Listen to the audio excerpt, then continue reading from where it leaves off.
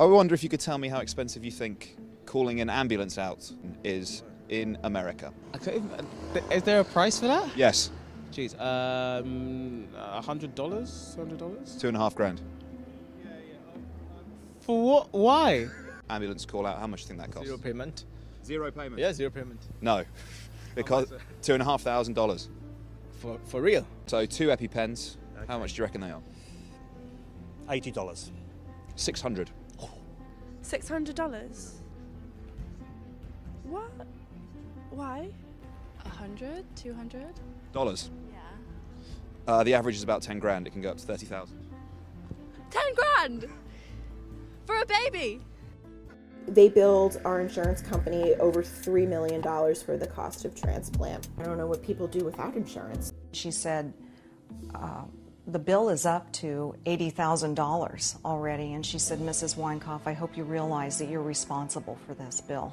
I thought, what am I going to do? I've worked my whole life. Is this how my life is going to end? America spends more money per capita on healthcare than any other nation on Earth. Consuming over 16% of our GDP, we spend over $10,000 per capita on healthcare, and not only is the quality of care subpar, we don't even cover everybody. There were over 27 million uninsured Americans in 2018. Over 25% of insured people reported having difficulty paying for the exorbitant cost of their treatment. Of this group, 63% had to pay most or all of their savings to cover the medical bills, and 42% had to get a second job.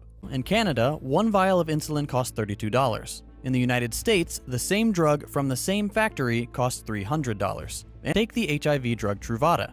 In Australia, it costs just $8. In the United States, it costs $2,000, despite US taxpayers footing the bill for its development. Every year, over 500,000 people go bankrupt trying to pay their medical bills. Average American life expectancy is lower than other wealthy countries and has actually begun to decrease in recent years compared to other countries slowly increasing. The US has the highest infant and maternal mortality rates of any developed country. The US has higher rates of medical errors than other countries. Adults in most other comparable countries have quicker access to a doctor or nurse when they need care, contrary to what American healthcare advocates would have you believe. To make a long story short, in just about every study on the effectiveness of healthcare systems in developed nations, America scores very poorly, most of the time at the very bottom of the list. Why is our healthcare system so broken?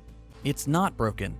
America's healthcare system is for profit. Instead of providing care because it's the ethical thing to do, they only do it because there's a check involved. The needs of the people are secondary to the profit motive. Remember, the system that we have is functioning exactly as it's meant to.